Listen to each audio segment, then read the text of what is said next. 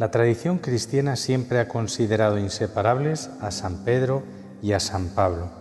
Juntos, en efecto, representan todo el Evangelio de Cristo. En Roma, además, su vinculación como hermanos en la fe ha adquirido un significado particular. En efecto, la comunidad cristiana de esta ciudad los consideró una especie de contrapunto de los míticos Rómulo y Remo, la pareja de hermanos a los que se hace remontar la fundación de Roma.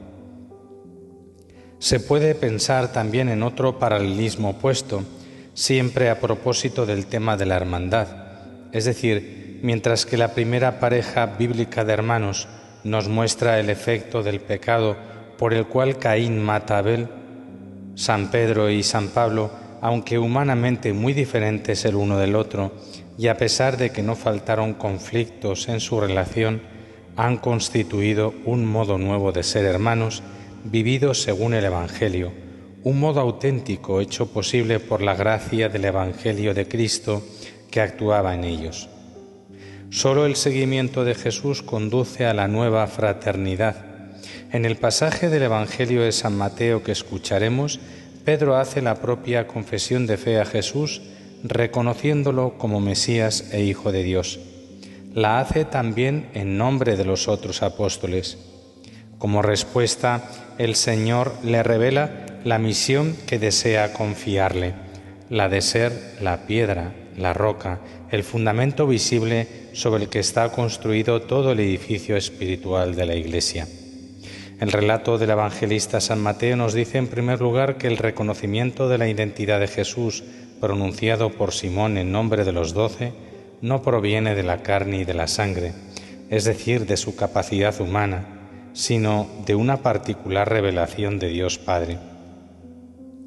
Tanto la revelación de la identidad de Jesús como la misión a Pedro confiada se fundan en Dios. En el Evangelio emerge con fuerza la clara promesa de Jesús: el poder del infierno, es decir, las fuerzas del mal, no prevalecerán. Viene a la memoria el relato de la vocación del profeta Jeremías, cuando el Señor, al confiarle la misión, le dice: «Yo te convierto hoy en plaza fuerte, en columna de hierro, en muralla de bronce, frente a todo el país, frente a los reyes y príncipes de Judá, frente a los sacerdotes y la gente del campo. Lucharán contra ti, pero no te podrán, porque yo estoy contigo para librarte». En verdad, la promesa que Jesús hace a San Pedro es ahora mucho más grande que las hechas a los antiguos profetas. Estos, en efecto, fueron amenazados solo por enemigos humanos, mientras San Pedro ha de ser protegido de las puertas del infierno, del poder destructor del maligno. En el Evangelio también se pronuncia otra palabra, las llaves. En cuanto fiel administrador del mensaje de Cristo, le corresponde abrir la puerta del reino de los cielos y juzgar si aceptar o excluir. Las dos imágenes, la de las llaves y la de atar y desatar, expresan significados similares y se refuerzan mutuamente. La expresión atar y desatar forma parte del lenguaje rabínico y alude por un lado a las decisiones doctrinales y por otro al poder disciplinar, es decir, a la facultad de aplicar y de levantar la excomunión. El paralelismo en la tierra, en los cielos, garantiza que las decisiones de San Pedro en el ejercicio de su función eclesial también son válidas ante Dios.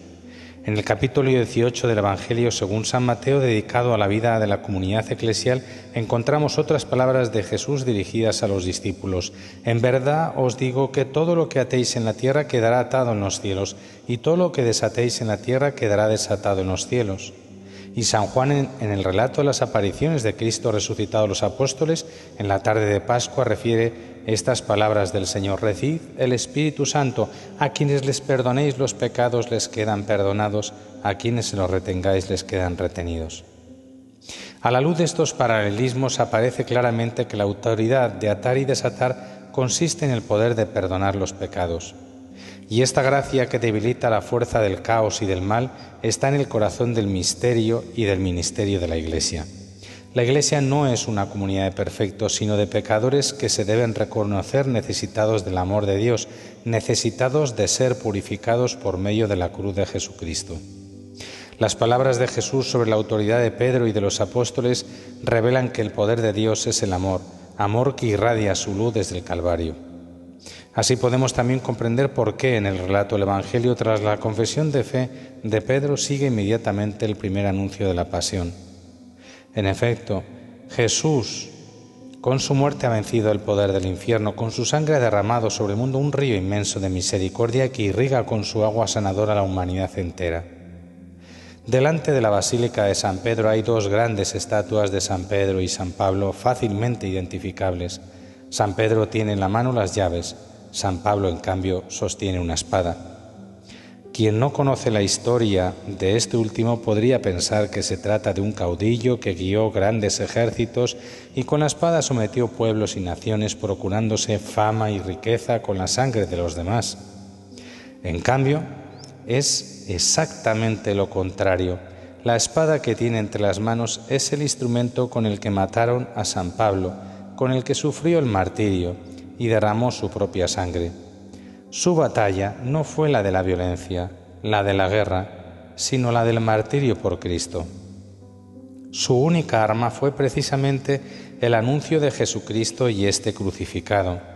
Su predicación no se basó en persuasiva sabiduría humana, sino en la manifestación y el poder del Espíritu Santo. Esta misma lógica es válida también para nosotros si queremos ser portadores del reino de paz realizado por Cristo.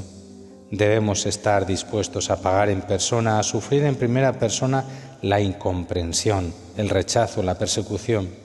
No es la espada del conquistador la que construye la paz, sino la espada de quien sufre, de quien sabe donar la propia vida.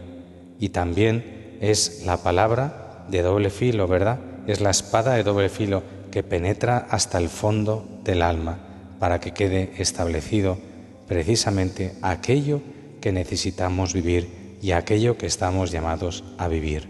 Amén.